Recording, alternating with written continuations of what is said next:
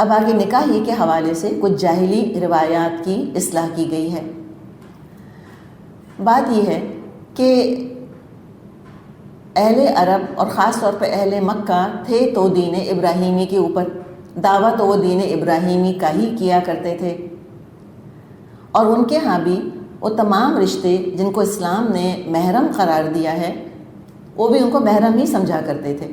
یعنی اہل عرب ان تمام رشتوں سے نکاح کو حرام سمجھتے تھے جن کو اسلام نے حرام قرار دیا ہے، سوائے دو رشتے تھے ان کے ہاں جس کو اسلام نے حرام قرار دیا لیکن ان کے ہاں وہ حرام نہیں تھے، جن کا قرآن میں ذکر ہے، اور 2 مزید رشتے ہم ڈسکس کریں گے جس کا کہ حدیث میں ذکر ہے۔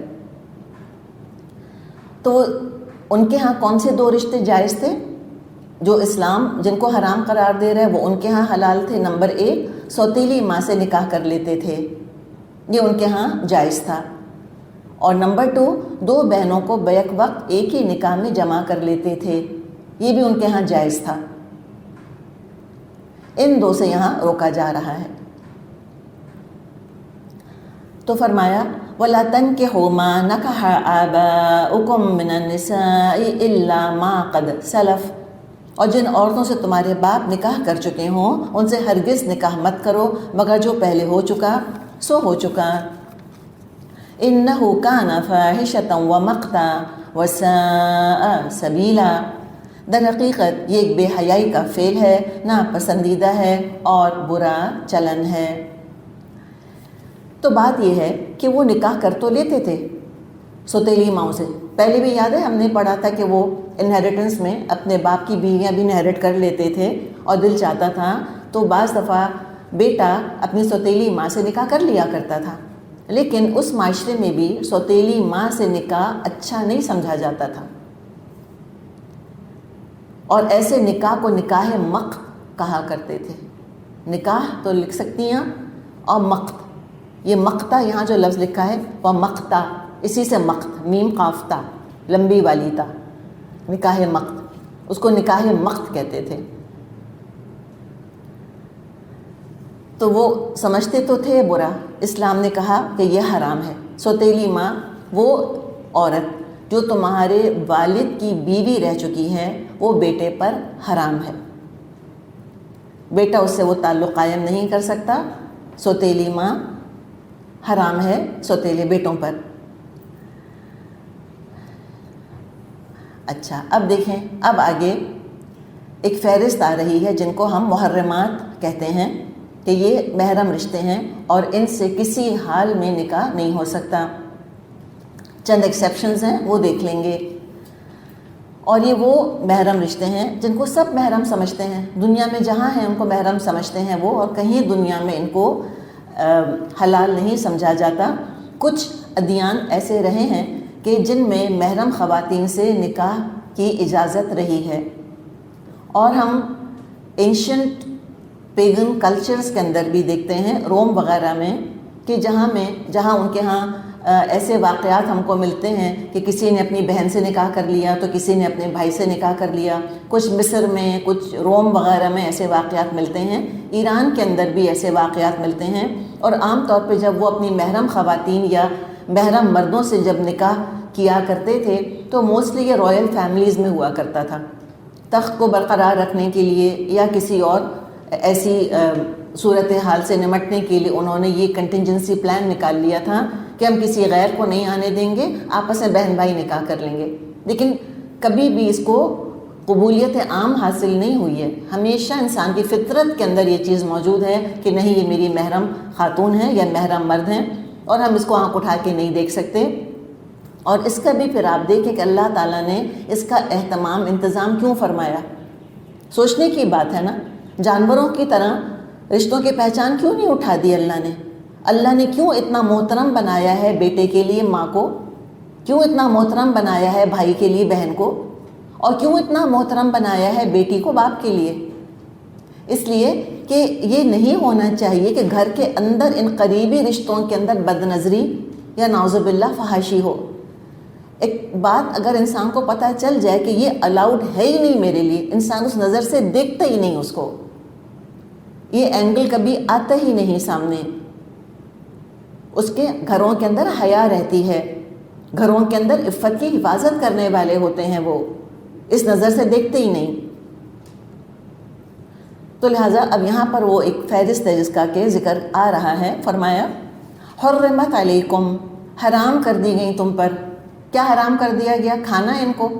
کوئی یہ بھی کہہ سکتا ہے، وہ کینیبل ہے، وہ کہتا ہے اچھا ان کو کھانا حلال نہیں ہے اور باقیوں کو کھانا تو حلال ہے، اس لیے کہ پہلے بھی اللہ نے کہا کہ تم پہ حرام ہے مردار اور خون وغیرہ، تو وہاں کھانے کا ذکر تھا، یہاں کے کھانے کا ذکر ہے نہیں، یہاں پر نکاح کا ذکر ہے، کانٹیکس بتا رہا ہے۔ یہ آپ کو ایسی عجیب و غریب مثال اس لیے دی تاکہ ہم یہ سمجھ جائیں کہ بعض دفعہ لوگ کس طرح قرآن کو آؤٹ آف کانٹیکسٹ بھی کوٹ کرتے ہیں، کہتے ہیں دیکھو لفظ تو یہ لکھا ہے، بھئی لفظ لکھا ہے لیکن ہمیں اس کو فطرت کی اور قبولیت کی اور سنت کی روشنی میں دیکھنا بھی تو ہے کہ مطلب کیا ہے یہاں پر۔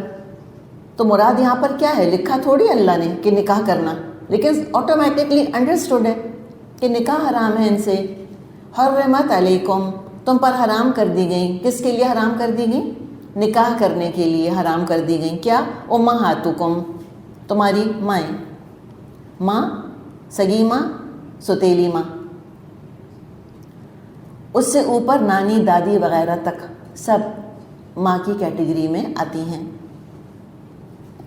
اور کون حرام ہیں؟ وبناتکم، اور تمہاری بیٹیاں، بیٹی اور بیٹی سے سمجھیں کہ نیچے کی طرف اگر آئیں تو پوتی نواسی، یہ سب حرام ہیں۔ واخواتکم، اور تمہاری بہنیں، سگی بہنیں، سوتیلی بہنیں، سب اس میں آ گئیں۔ یہ کوئی راکھی باندھنے والی بہن کی بات نہیں ہے، یہ کزن سسٹر کی بات نہیں ہے۔ کرسچینٹی میں فرسٹ کزن سے نکاح نہیں ہو سکتا، ان کے یہاں ممانعت ہے، لیکن اسلام میں کزنز ہیں، نامحرم ہیں، وہ خالہ زاد، ماموں زاد، تایا، پھوپھی زاد، چچا زاد، یہ کزنز ہیں، یہ بہنیں نہیں ہیں۔ اور میل کزنز ہیں، بھائی نہیں ہیں، اور منہ سے کہہ دینے سے یہ رشتے نہیں بدل سکتے، منہ سے کہہ دینے سے کوئی غیر بھائی نہیں بن سکتا، کوئی غیر بہن نہیں بن سکتی، کوئی غیر ماں نہیں بن سکتی۔ تو اخواتکم مراد سگی سوتیلی بہنیں، سالیاں بہن نہیں ہوتی، وہ بیوی کی بہن ہے، اپنی نہیں ہے، اس کا بھی آگے ہم ذکر پڑھ لیں گے۔ آگے وہ عماتکم، اور تمہاری پھپھیاں، پھپھیاں وہ بھی محرم ہیں، ہم جانتے ہیں، ہمارے عام بات ہے۔ وہ خالاتکم، اور تمہاری خالائیں، ماں کی بہنیں، یعنی کہ پھپھیاں یعنی باپ کی بہنیں، اور باپ سے اوپر پھر نانا دادا کی بہنیں، وہ سب پھپھیوں کی کیٹیگری میں آتی ہیں۔ اس طرح خالاتکم، ماں کی بہنیں، نانی کی بہنیں، دادی کی بہنیں، سب خالاتکم۔ اچھا یہاں پہ ہم جب یہ بات کرتے ہیں کہ دادا کی بہنیں، تو ہمیں تو بالکل ہپ ہپ کرتی بوڑھیوں کا خیال آتا ہے، لیکن آپ یاد رکھیں کہ وہ زمانہ ایسا تھا کہ جہاں پہ ایج ڈفرینس کافی ہو سکتا تھا ہسبینڈ اور وائف کے اندر، تو ہو سکتا ہے کہ وہ ینگ بھی کافی ہوں، لیکن وہ سب بہرحال ان کو اللہ نے حرام قرار دیا، ایج کا تعلق نہیں ہے، رشتے کا تعلق ہے۔ تو وہ خالاتکم، تمہاری خالائیں، وہ بھی تم پر حرام ہیں، ان سے نکاح نہیں ہو سکتا۔ اور کون؟ وہ بنات الاخ، بھتیجیاں، یعنی کہ نا بنات الاخ، بنات کا مطلب بیٹیاں، اخ یعنی بھائی، بھائی کی بیٹیاں جن کو ہم بھتیجی کہتے ہیں، نیسز۔ وہ بنات الاختی، اور بھانجیاں، یعنی کہ بنات بیٹیاں، اخت بہن، بہن کی بیٹیاں یعنی ہم بھانجیاں کہتے ہیں، تو نیسز جو ہیں وہ حرام ہیں۔ تو بھتیجیاں، بھانجیاں اور ان کی بیٹیاں، ان سے نیچے، وہ سب حرام ہوں گی۔ یہاں تک تو رشتہ رحم کا رشتہ ہے، اس کا ذکر یہاں پر آ گیا، سگے سوتیلے کا۔ اب آگے رضاعت کے رشتوں کا ذکر آ رہا ہے۔ رضاعت سمجھتے ہیں؟ دودھ پلانے کی وجہ سے، دودھ پلانے سے بھی حرمت ثابت ہو جاتی ہے رشتوں کی۔ بخاری میں حدیث ہے، آپ صلی اللہ علیہ وسلم نے فرمایا یحرم من الرضاع وما یحرم من النسب،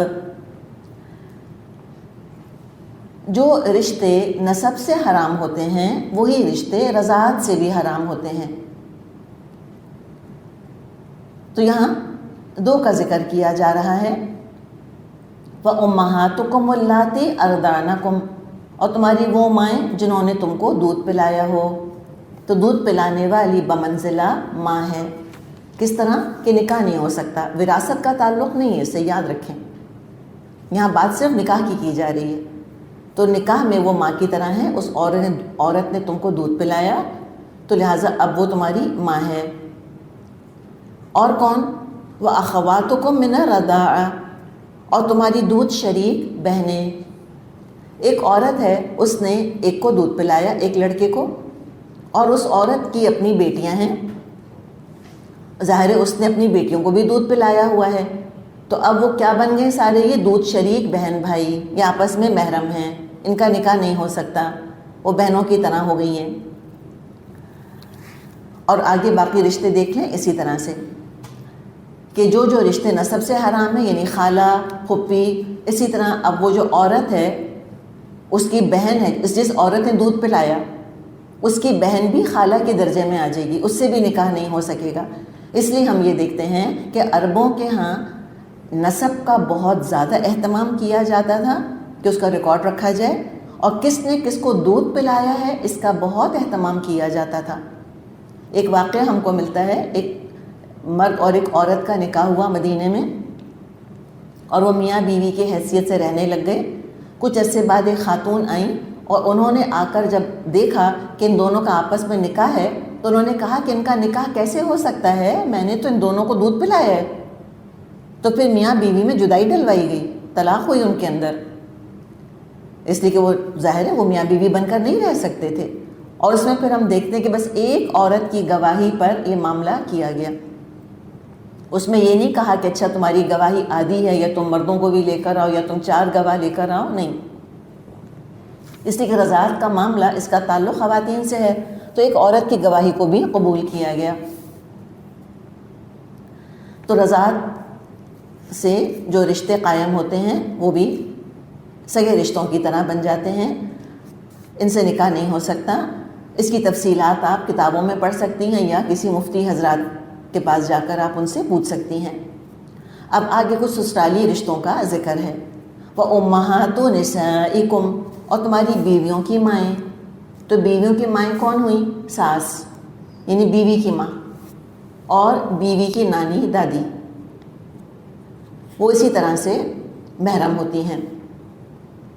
چاہے نکاح رہے یا طلاق ہو جائے یا مر جائے پھر بھی ساس محرم رہے گی. تو بیوی ہے تو بھی بیوی کی ماں حرام ہے، بیوی کا انتقال ہو گیا تب بھی بیوی کی ماں حرام رہے گی، طلاق دے دی ہے بیوی کو تب بھی اس کی ماں حرام ہوگی، بیوی نے خلا لے لیا تب بھی اس کی ماں حرام ہوگی. اور کون؟ وَرَبَائِبِكُمُ اللَّاتِي فِي حُجُورِكُم مِّنَ النِّسَائِكُمُ اللَّاتِي دَخَلْتُم بِهِنَّ فَإِن لَّمْ تَكُونُوا دَخَلْتُم بِهِنَّ فَلَا جُنَاحَ عَلَيْكُمْ.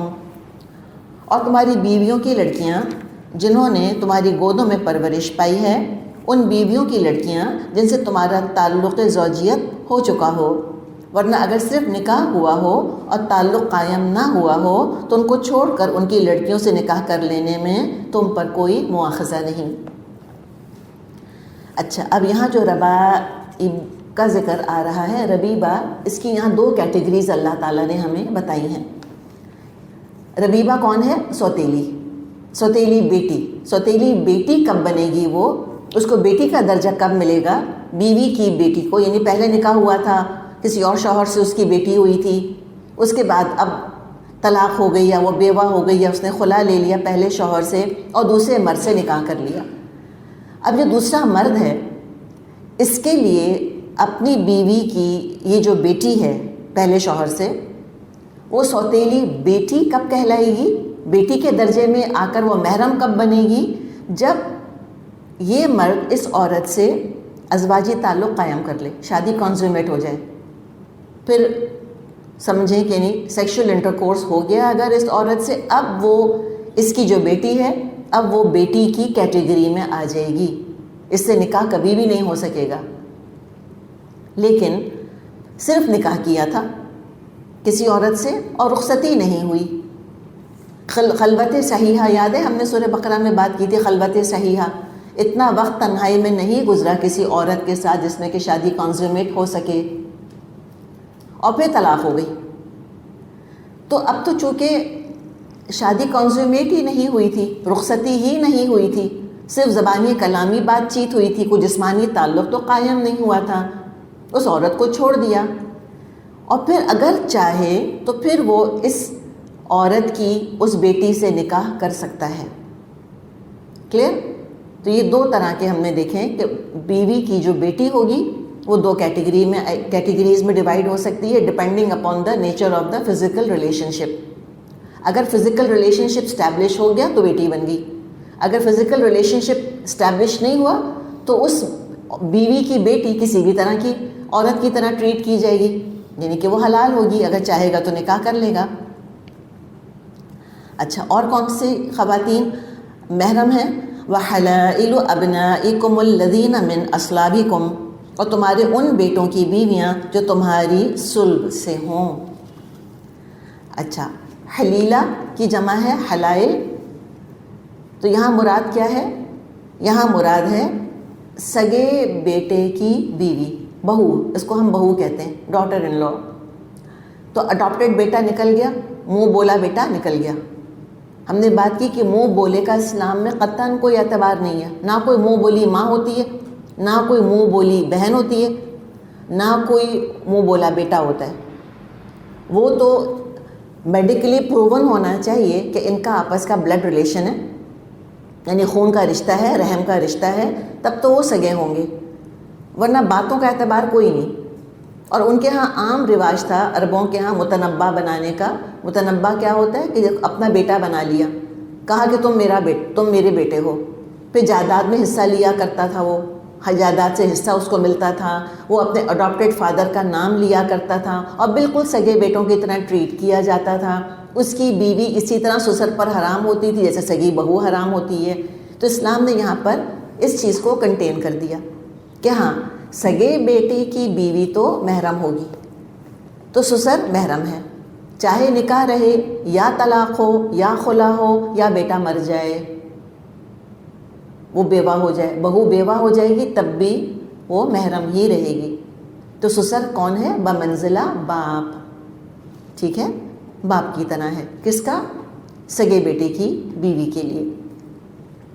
تو یہ اسلابکم امپورٹنٹ ہے، کوالیفائنگ ورڈ ہے یہاں پر کہ حلائل ابنائکم، تمہارے بیٹوں کی بیویاں۔ تو کہیں غلط فہمی نہ ہو جائے کسی کو کہ اچھا منہ بولے بیٹے کی بیوی بھی شامل ہے، کہا کہ نہیں، الذین من اسلابکم، جو تمہاری صلب سے، تمہاری پیٹھ سے، تمہارے نطفے سے جو بیٹا پیدا ہوا ہے، سگا بیٹا تمہارا، اس کی بیوی محرم ہے۔ اور کس پر پابندی ہے؟ وَأَن تَجْمَعُوا بَيْنَ الْأُخْتَيْنِ، اور یہ بھی تم پر حرام ہے کہ ایک نکاح میں دو بہنوں کو جمع کرو۔ آپ صلی اللہ علیہ وسلم نے اس میں تھوڑا سا اضافہ فرمایا ہے، بخاری میں حدیث ہے، آپ نے فرمایا لا یجمع بین المرأۃ وعمتها ولا بین المرأۃ وخالتها، کہ یہ بھی حلال نہیں ہے کہ پھپھو اور بھتیجی سے بیک وقت نکاح کیا جائے اور خالہ اور بھانجی سے بیک وقت نکاح کیا جائے۔ ٹھیک، کیا اس کے اندر حکمت ہے کہ یہ دیکھیں یہ سگے خون کے رشتے ہیں، اگر دو بہنوں کو ایک دوسرے کی سوکن بنا دیا جائے، یا خالہ بھانجی پھپھو بھتیجی کو سوکن بنا دیا جائے، تو وہ جو خون کا رشتہ ہے، رحمی رشتہ ہے، اس پہ زد پڑے گی، اس میں تلخی آئے گی، بٹرنس آئے گی، اس لیے کہ سوکن بہرحال اس میں کمپٹیشن کا اور رقابت کا اور رش کا اور غیرت کا معاملہ آ جاتا ہے، تو وہ رشتہ بگڑنے کا بہت شدید اندیشہ ہے۔ یہ تو ایک ظاہری حکمت نظر آتی ہے، باقی اپنی حکمتوں کو اللہ ہی بہتر جانتا ہے۔ تو دو بہنوں کو بیک وقت نکاح میں نہیں رکھا جا سکتا، یہ یاد رکھیں۔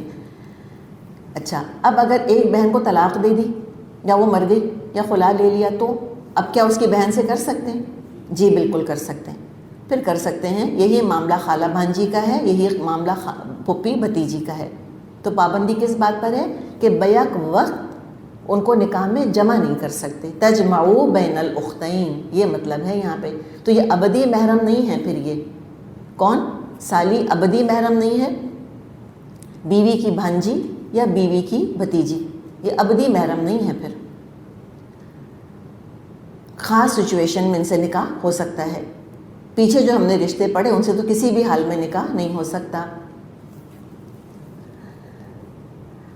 ہمارے ہاں ایک غلط فہمی یہ پائی جاتی ہے کہ ایک گھر میں 2 بہنوں کو نہیں دینا چاہیے.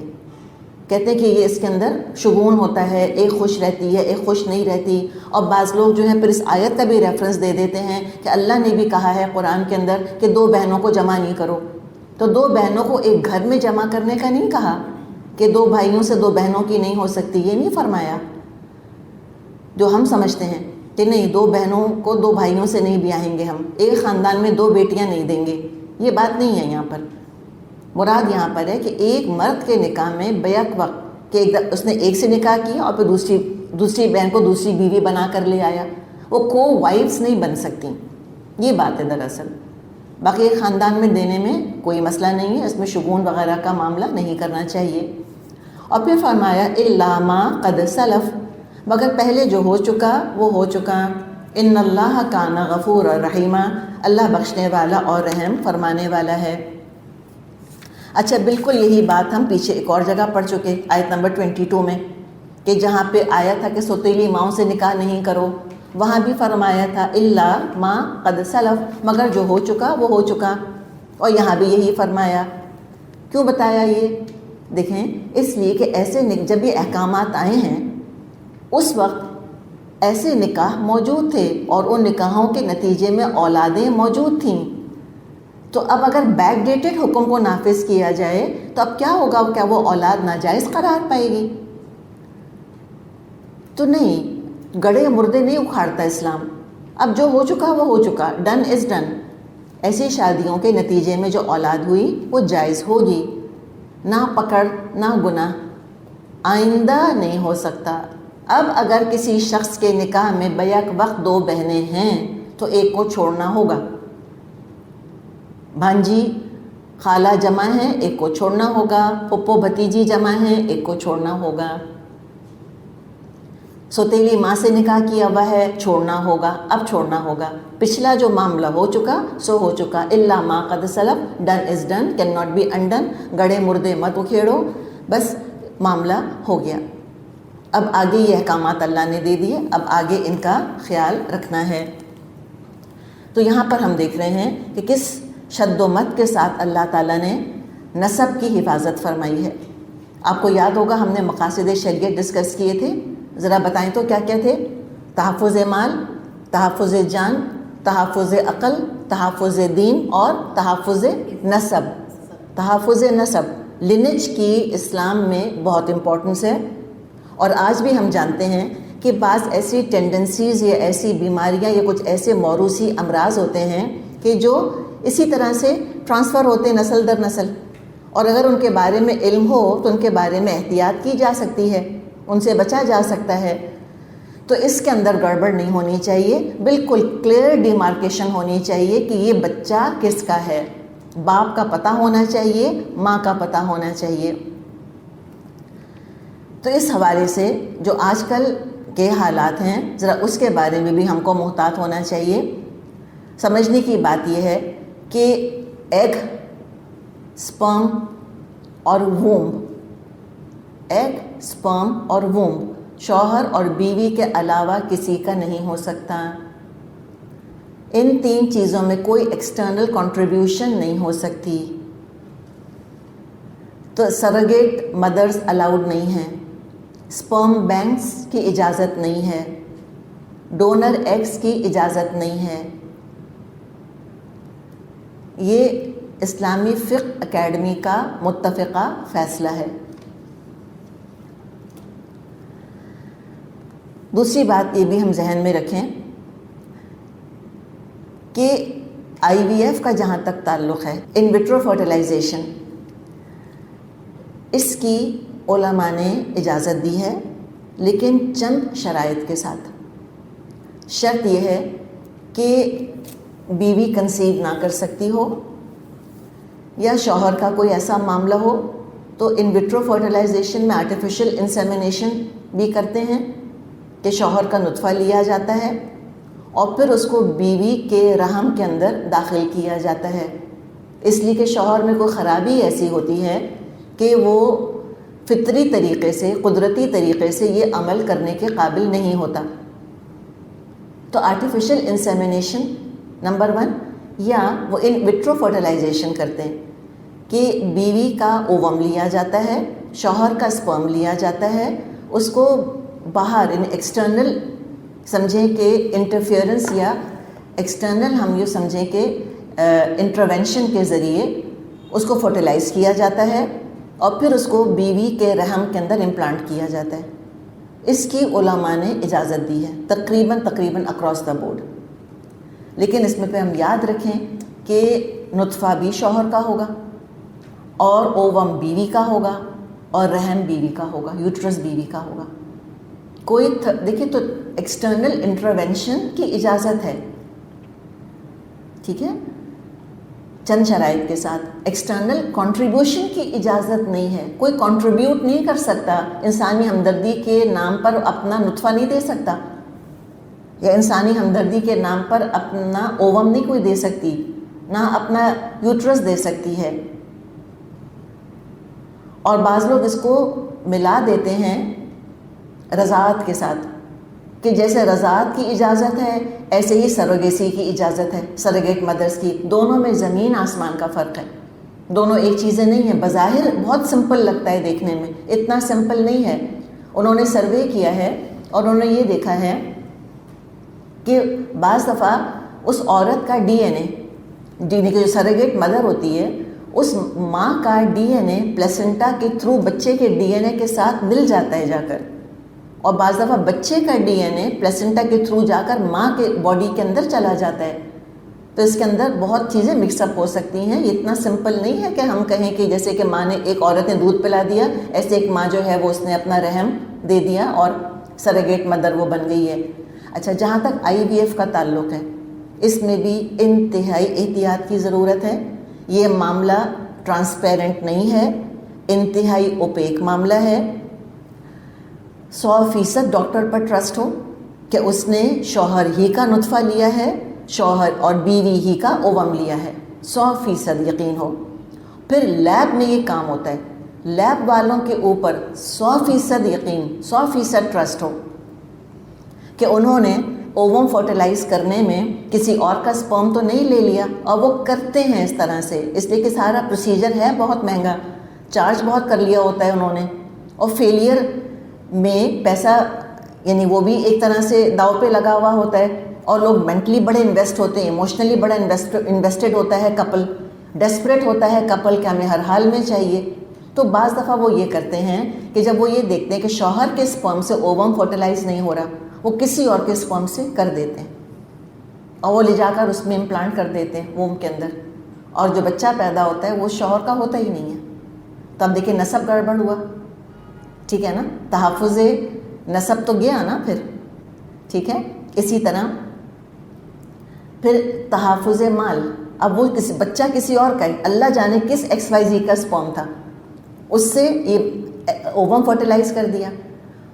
اب یہ جو مرد ہے اس کی وراثت اس بچے کے پاس جائے گی، حالانکہ اس کا بچہ نہیں ہے وہ۔ اب تو باقاعدہ سپرم بینکس ہیں، اس میں پھر آپ دیکھیں کہ اگر کسی بچے کو پتہ چلتا ہے کہ اس عورت نے پیدا تو مجھ کو کیا ہے، لیکن نہ اووم اس کا تھا، وہ کسی تھرڈ پرسن کا تھا، ان نون فیکٹر، کسی ایکس عورت کا اووم تھا، اور یہ سپرم کسی وائی مرد کا سپرم تھا، اسے کچھ نہیں پتا کہ میرے اصل ماں باپ کون تھے۔ تو پھر دیکھیں تحفظ عقل بھی کمپرومائز ہو رہا ہے کہ نہیں ہو رہا؟ 100% کمپرومائز ہوتا ہے۔ بچے پریشان رہتے ہیں کہ ہمارے ماں باپ ہیں کون حقیقت میں۔ اور یہ تو تھرڈ ورلڈ کنٹریز کو تو چھوڑیں، یہاں کی لیبس، یہاں کی آنیسٹی، یہاں کی ٹرانسپیرنسی کو تو ویسے ہم روتے رہتے ہیں۔ فرسٹ ورلڈ کنٹریز میں، امریکہ جیسے ملکوں میں ایسے واقعات سامنے آئے کہ بچے ہو گئے آئی وی ایف سے، شوہر سمجھا کہ میرا نطفہ ہے، بیوی سمجھی میرا اووم ہے، بچے بڑے ہوئے تو ان کو شک شروع ہوا، یہ تو کسی سے نہیں ملتے، یہ تو فلاں سے ملتے ہیں۔ تو پتہ چلا کہ جو گائنیکالوجسٹ تھا اس نے اپنا سپرم دے کر اس سے فرٹیلائز کروا دیا۔ اب اس میں آپ ٹراما دیکھیں، کیا ان بچوں کو اب اس شخص کے پاس بھیجیں گے کہ یہ تمہارا اصل باپ ہے؟ شادی شدہ جوڑے کے اندر اختلاف دیکھیں، اووم تو بیوی کا ہے، سپرم شوہر کا نہیں ہے. بیوی کو تو اپنائیت ہو رہی ہے کہ میرا بچہ ہے، شوہر کہہ رہے ہیں میرے تو بچے نہیں ہیں، اور ان بچوں کو نہیں پتہ کہ ہم کہاں جائیں. تو اس میں پھر آپ دیکھیں کہ پورا شادی شدہ ادارہ جو ہے نا، شادی کا ادارہ، یہ داؤ پہ لگ گیا ہے جا کر. بچہ ہونا ضرورت نہیں ہے شادی شدہ عورت کی، شادی شدہ مرد کی، وہ ان کی خواہش ہے. تو شادی کے ادارے کو، انسٹیٹیوشن آف میرج کو بچوں کی ضرورت نہیں ہے، بچے کو شادی کے ادارے کی ضرورت ہے. دراصل وہ محتاج ہے کہ وہ ایک پرسکون ماحول میں تربیت پائے اور پلے بڑھے.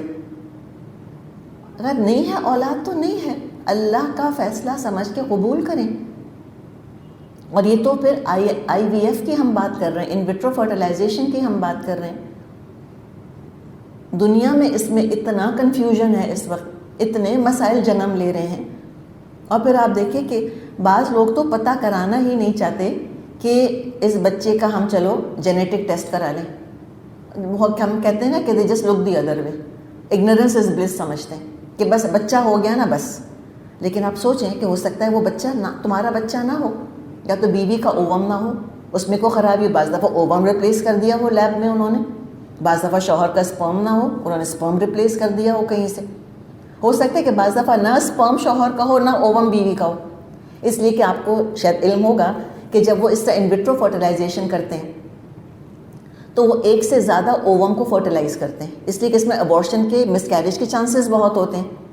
تو ووم کے اندر بھی وہ ملٹیپل جو ہوتا ہے زائگوٹ وغیرہ وہ امپلانٹ کرتے ہیں نا، یعنی کہ آؤٹ سائڈ دا ووم فرٹیلائز کرتے ہیں، پھر 2 یا 3 امپلانٹ کرتے ہیں. ان میں سے چانسز یہ ہوتے ہیں کہ 2-3 جو ہے وہ میچورٹی کو نہیں پہنچیں گے، ایک ہی شاید پہنچے گا. اچھا، جب وہ فرٹیلائز کر رہے ہوتے ہیں out side the body, lab میں فرٹیلائز کر رہے ہوتے ہیں، وہ 5 6 7 بناتے ہیں. تو اگر 2 یا 3 امپلانٹ کر دیے تو 3 تو پھر بھی بچ گئے نا. اور مجھے بتائیں وہ کیا ہیں؟ انسان ہے کہ نہیں ہے؟ پوٹینشیل انسان تو ہے نا. ان کو وہ فریز کرتے ہیں، پھر فروزن ایمبریوز. یہ جو ایمبریوز کو امپلانٹ کر دیتے ہیں، کچھ ایمبریو تو امپلانٹ کر دیا، کچھ کو انہوں نے فریز کر دیا.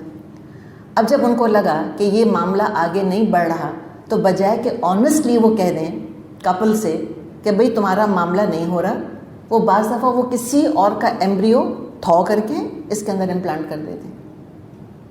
یہ ایک اور ایشو ہے. اچھا، پھر کیا کرتے ہیں کہ جب وہ عورت حاملہ ہو جاتی ہے، اس کے ہاں بچہ ہو جاتا ہے، تو جو باقی 2-3 ایمبریوز ہوتے ہیں ان کو ضائع کیا جاتا ہے. تو مجھے بتائیں پھر یہ کیا ہے؟ یعنی کہ مورل ایشوز تو بہت ہیں نا، مورل ایتھیکل ایشوز بہت زیادہ ہیں ان کے اندر. اور خالی اسلام نہیں، دنیا بھر میں جو مورل حص رکھنے والے لوگ ہیں وہ ان مسائل کے ساتھ گریپل کر رہے ہیں. ان کو ایشوز ہیں اس کے اندر کہ یہ کرنا چاہیے کہ نہیں کرنا چاہیے. تو بہرحال اس میں جو ڈاکٹر پروسیجر کر رہا ہے اس کی امانت، دیانت، شرافت، صداقت کا بہت بڑا ہاتھ ہے. پلس جس لیب کے اندر یہ فرٹیلائزیشن ہو رہا ہے، جو ایمبریو بنایا جا رہا ہے، ان لیب والوں کی پھر امانت، دیانت، صداقت، شرافت کا بہت بڑا اس کے اندر ہاتھ ہے. اور دنیا کا جو حال ہے وہ ہم اس وقت دیکھ سکتے ہیں. تو لہٰذا یہ بہت بڑے بڑے خطرات ہیں. ذرا سا اپنا شوق پورا کرنے کے لیے پھر ہم اللہ کے ہاں مجرم بنیں اور اس طرح کی ذمہ داری اٹھائیں، اور کسی کا نطفہ جو ہے وہ کسی خاندان میں داخل ہو جائے، سارا نسب بگڑ کر رہ جائے. اور اس میں جو باقاعدہ سپرم بینکس آج کل بنا لیے گئے ہیں کہ جاؤ اور جا کے سپرم لے کر آ جاؤ. ان نون ڈونرز ہوتے ہیں، ان کا پتہ بھی نہیں ہوتا وہ کون ہے، نمبر لکھے ہوتے ہیں اور ان کی خالی کریکٹرسٹکس بتا دیتے ہیں کہ یہ مثال کے طور پہ 6 فٹ 2 تھا، اس کی بلو آئز تھی، ہاکی پلیئر تھا، وغیرہ وغیرہ. اور اس کا تو نطفہ خرید سکتے ہو، ایسے کر لیتے ہیں وہ. اور بعد میں پتہ چلتا ہے وہ جھوٹ تھا. کچھ موروثی بیماریاں خواتین کو اپنے بچوں میں محسوس ہوتی ہیں تو پتہ یہ چلتا ہے بعد میں کہ وہ بیماری اس سپرم والے کے اندر یہ بیماریاں تھیں جو اس نے نہیں بتائیں، اور بچوں کے اندر پہ وہ بیماریاں آ گئیں، وہ ہینڈی کیپ بچے ہو گئے. اب کہاں پھینکیں گے ان کو اٹھا کر بتائیں. تو اتنے سارے ان چیزوں کے اندر ایشوز ہیں. تو اللہ کی مرضی کو قبول کر لیں، اس میں ڈیسپریٹ ہونے کی ضرورت نہیں ہے. یہ تو میں IVF کا آپ کو بتا رہی ہوں. اور باقی پھر آپ دیکھیں کہ باقی تو 100 ایشوز ہیں. اور پھر آپ دیکھیں کہ تحفظ نسب میں پھر یہ محرم رشتے کتنے گڑبڑ ہوتے ہیں. کچھ نہیں پتہ ہوتا کہ ایک ہی مرد کے نطفے سے کتنی عورتیں حاملہ ہوئیں. وہ تو آپس میں پھر بہن بھائی بن گئے نا, ہاف سسٹرز ہاف بردرز وہ کہتے ہیں, جن کو سوتیلے بہن بھائی تو بن گئے نا, کہ مائیں ڈفرینٹ ہیں, باپ تو کامن ہے. کچھ نہیں پتہ پیٹرنٹی کا, آگے جا کے نکاح کر لیا تو, اور یہ عین ممکن ہے کہ بہن بھائی آپس میں نکاح کر لیں. تو ایک طرف تو فرسٹ کزنس جو کہ اللہ نے حلال کیا, اس کو تو انہوں نے اپنے پہ حرام کیا ہوا ہے, اور دوسری جانب وہ اتنا بڑا فتنے کا دروازہ کھل گیا ہے ان سپرم بینکس وغیرہ کی وجہ سے, یا اوومز جو ہیں وہ لے لینا ڈونر ایکس کی وجہ سے, کہ سارا نسب مکس اپ ہو کے رہ گیا. کس محرم کی شادی اپنے محرم سے ہو گئی, کچھ نہیں لوگوں کو پتہ چلتا. تو لہٰذا اس کے بارے میں بہت سوچنے کی ضرورت ہے. بچوں کے لیے اتنا ڈیسپریٹ نہ ہو, اللہ کا فیصلہ قبول کریں. قسمت میں یہی لکھا تھا. عائشہ رضی اللہ عنہا کے ہاں اولاد نہیں تھی, کوئی مقام مرتبہ کم نہیں ہوا. کیا پتہ اللہ تعالیٰ نے کوئی اور صلاحیت رکھی ہو, اس کو اجاگر کرنے کی کوشش کریں. قیامت کے دن اللہ تعالیٰ کسی سے اس چیز کا حساب نہیں لے گا کہ تم ماں بن کر کیوں نہیں آئیں, تم باپ بن کر کیوں نہیں آئے. اس پر پوچھ نہیں ہوگی. سورہ شورا میں ہم پڑھ لیں گے, آخر میں آتا ہے کہ یَہَبُ لِمَن یَشَاءُ إِنَاثًا وَیَہَبُ لِمَن یَشَاءُ الذُّکُورَ. اللہ کی مرضی جس کو چاہتا ہے بیٹیاں دیتا ہے, اللہ کی مرضی جس کو چاہتا ہے بیٹے دیتا ہے, جس کو چاہتا ہے ملا جلا کے دیتا ہے, جس کو چاہتا ہے عقیم بنا دیتا ہے, بے اولاد رکھ دیتا ہے. اور اللہ سے دعا کریں. دیکھیں زکریا علیہ السلام نے بھی دعا کی تھی نا, اللہ تعالیٰ نے ان کو دیا کہ نہیں دیا, نوازا اللہ تعالیٰ نے. تو کوئی طریقہ ایسا اختیار نہ کریں کہ جس کا پھر اللہ کے آگے ہم جواب نہ دے سکیں, اور اتنا بڑا کبیرہ گناہ صادر ہو جائے کہ محرم رشتے گڈمڈ ہو کے رہ جائیں اور ان کی پہچان آپس میں مٹ جائے. اللہ تعالیٰ ہم سب پہ رحم فرمائے. وآخر دعوانا ان الحمد للہ رب العالمین. سبحانک اللہم و بحمدک نشہد ان لا الہ الا انت نستغفرک و نتوب الیک. السلام علیکم ورحمۃ اللہ وبرکاتہ.